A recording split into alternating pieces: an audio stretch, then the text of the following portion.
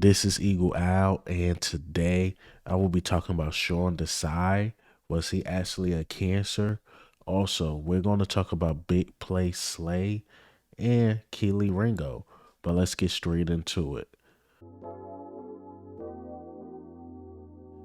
All right, so it seemed like I've been talking about the offensive guys a lot. So I wanted to talk about the defense a little bit. A little bit of news, a little bit of reporting came out on them. But before I get to them, let's go into the offense. Throwing this clip right here, it looked like DeAndre Swift and Jalen Hurts is having a lot of fun. You know, we ain't see these guys smile in a minute. It's been a bad stretch of just bad football, but it's good to see these guys at the Pro Bowl, like the Hassan Reddicks, Jalen Hurts, DeAndre Swift, Darius Slay, smiling and laughing and just having fun. Even though I don't personally like the dodgeball or anything like that, but they having fun, man. Shout out to them. Hopefully they enjoying their time in Orlando. But let's talk about the topics today. Let's talk about Sean Desai. This one was actually a little surprising. So according to Inside the Birds, I believe it's like Jason Avant, some guys that play for the Philadelphia Eagles on that podcast, and they said this about Sean Desai in this post. They spoke with a couple agents. Mind you, this not coming from the players, it's coming from the agents, saying how unyielding Sean Desai was. He refused to adjust, and it got so bad that one of the veteran players just completely stopped talking to Sean Desai. Like Sean Desai wasn't as good as people think. Like he was a headache in the locker room, basically, according to them. And now I don't know if this is true or not, but by the actions, I wouldn't be surprised. Because I'll say one thing about Nick Sirianni, even though sometimes I don't, or most times I don't like his coaching style, but he don't throw people under the bus. Like it was unlike him to basically fire Sean Desai and put the blame on him. But if the players are actually complaining about Sean Desai, I can see Nick Sirianni making a move like that. Now it did backfire because Matt Patricia was worse, but it's unlike Nick Sirianni to just fire a guy. I mean, the season was almost over. I mean, what we was 12 weeks in. Yeah, the season was almost over, and just to basically demote or fire a guy and have somebody else step in, that's unlike Nick Sirianni. But again, if the players were complaining and it was actually that bad, I'm not surprised because Nick Sirianni is the ultimate player-friendly coach. Now, Sean Desai get hired somewhere else. Maybe we'll find out more. But right now, we really don't know. But that situation was always sticky to me because Brian Johnson was terrible all year. Nick Sirianni never chose to replace him. He let him stick it out, and he actually took up for Brian Johnson. So I don't know who it is as far as the bad play calling on the offense, the lack of creativity. Was it Brian Johnson? Was it Nick Sirianni? It's like every minute my mood switched because I'm like, now, was it Brian Johnson? Because I'm hearing Jason Kelsey saying, the lack of creativity on his podcast. He finally admitted like it was a lack of creativity. Maybe Kellen Moore, bring that to the offense. Then you got, AJ Brown, somewhat played it nice, but was honest at the same time. Like he was not surprised that Brian Johnson got fired. But then he just went to a soliloquy saying, oh, well, it's no reason to get attached to an OC, anything like that, because people get fired, lose their job all the time. But I think the first sentence was very honest. Like he wasn't surprised because he didn't say this, but this is my own words. He was just not a good OC, or he just wasn't ready.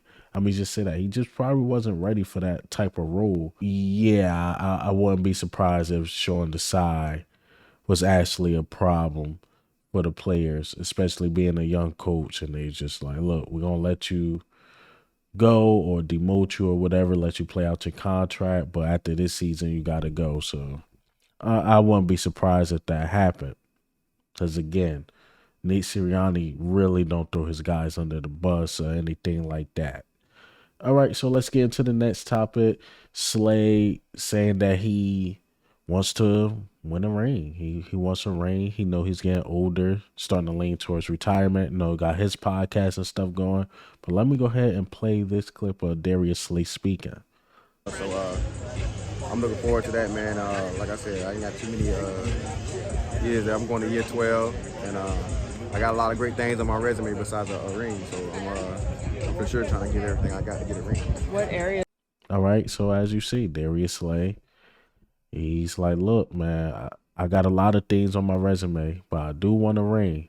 Slay probably got another 2 years in him next year, then the following year. He might play out his contract and that's it. This team gonna be a lot different in another 2 or 3 years. But if Slay's serious, everybody gotta step their game up.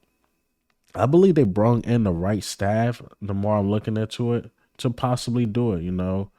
You got Nick Sirianni, basically head coach, CEO. Then you got a vet OC. You got a vet defensive coordinator, Vic Fangio, and then a vet and Kellen Moore, who's very creative on the offensive side of the ball. You got the talent, but you got to do it, man. Because again, in the next year or two, team gonna be totally different, totally different. So you gotta go get the ring, man. I know a lot of people saying, especially people that just want headlines, saying the Super Bowl window is closed. I don't think so, because again, I look at the NFC. Jalen Hurts is still what, top two, top three in his conference easily. We still got far as talent in the players, because people like, what did you see last year to make you think that? Far as the talent in the players, Eagles still got it. Nobody's messing with our wide receiver core. Dallas Goedert is still a top five tight end in this league. We still got a dominant offensive line. Even if Jason Kelsey decide to retire, you still got the offense. Far as the defense, you got the names, but you need that guy to call the right defense. You still got the pieces. So Slay, what he want to get accomplished can come true, but we need the right people around calling the right plays. Football is 60 to 70% coaching. That's what makes football the ultimate team sport, because you need the right owner, then you need the right GM, then you need the right coaches, then you need the right players to put them in positions to win. Now, I believe we got the right owner. Honestly believe we got the right GM, but the coaches got to be right.